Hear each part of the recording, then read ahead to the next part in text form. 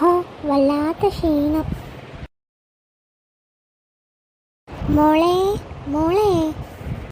എന്താ അമ്മേ? മോളെ, ഞാനവിടെ സാമ്പാറിന് അരിഞ്ഞു വെച്ചിട്ടുണ്ട്, മോൾ അതൊന്ന് കറി വെക്ക്. എൻ്റെ ദൈവമേ, കറി വെക്കാനോ? എനിക്കാണെങ്കിൽ ഒന്നും വെക്കാൻ അറിഞ്ഞൂടാ, ചോറല്ലാതാ.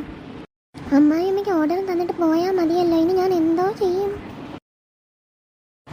സാമ്പാർ എങ്ങനെയാണ് ഉണ്ടാക്കുന്നതെന്ന് യൂട്യൂബിൽ നോക്കാം. ഷോ, ഇതിൽ ഓരോരുത്തരും പലതാണല്ലോ പറയുന്നത്, ഇത് ഞാൻ ഏത് കണ്ട് വെക്കും? അല്ലെങ്കിൽ യൂട്യൂബിൽ നോക്കി ചെയ്താൽ ഒരുപാട് സമയം എടുക്കും. ആ സമയത്ത് അമ്മായിയമ്മ എന്നെ വന്ന് ഉപ്പിലിടും. ഒരു കാര്യം ചെയ്യാം, അമ്മേനെ വിളിച്ച് ചോദിക്കാം.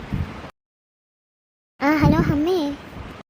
എനിക്ക് സുഖമൊക്കെ തന്നെ അമ്മേ. ഞാൻ അത് ചോദിക്കാനല്ല വിളിച്ചത്, എനിക്ക് അമ്മയുടെ ഒരു സഹായം വേണം, അത്യാവശ്യമാണ്.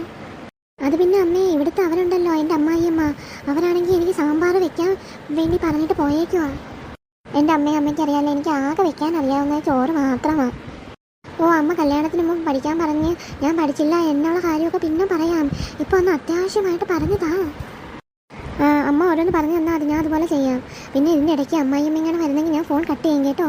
അപ്പോഴത്തേക്ക് അമ്മ വാട്സപ്പിൽ വോയിസ് മെസ്സേജ് അയച്ചാൽ മതി കേട്ടോ. പറഞ്ഞു.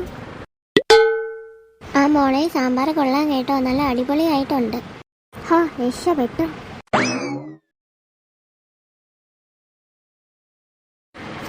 മോളെ, ഞാനൊന്ന് അപ്പുറത്തെ വീട് വരെ പോവേനെ കേട്ടോ.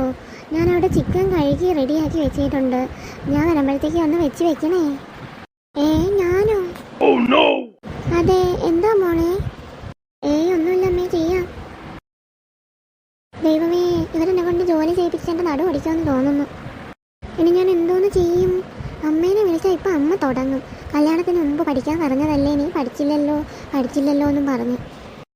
യൂട്യൂബ് നോക്കിയാൽ അതിലുള്ള റെസിപ്പികളൊക്കെ നല്ലതാണോ എന്നും അറിയാൻ വയ്യ. ഒരു കാര്യം ചെയ്യാം, അമ്മേനെ തന്നെ വിളിക്കാം. കുറച്ച് വഴക്ക് കേട്ടാലും അമ്മ പറഞ്ഞു തരാതിരിക്കൂല. കിട്ടുന്നില്ലല്ലോ. അടുക്കളയിൽ പോയിട്ട് ഒന്നുകൂടെ വിളിച്ച് നോക്കാം.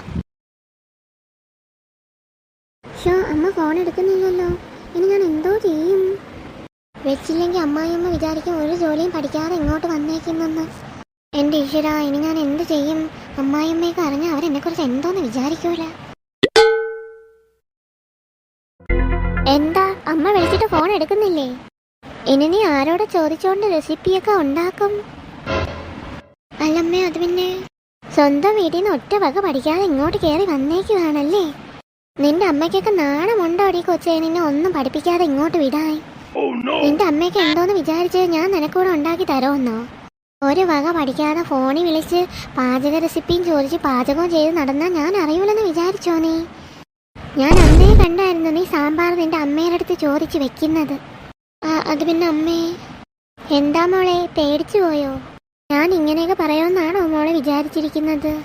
മോളെ, നിന്റെ പ്രായം കഴിഞ്ഞല്ലേ ഞാനും വന്നത്. മോക്ക് പാചകം ചെയ്യാൻ അറിഞ്ഞൂടെന്ന് അമ്മയുടെ അടുത്ത് ആദ്യമേ പറഞ്ഞുകൂടായിരുന്നോ? മോൾ ആദ്യമേ പറഞ്ഞിരുന്നെങ്കിൽ അമ്മ പറഞ്ഞു തരില്ലായിരുന്നോ മോക്ക് പാചകം ചെയ്യാനൊക്കെ? അതെന്താ മോൾ അമ്മയുടെ അടുത്ത് ചോദിക്കാത്തത്? എന്നെ അന്യമായിട്ട് കണ്ടോണ്ടാണോ?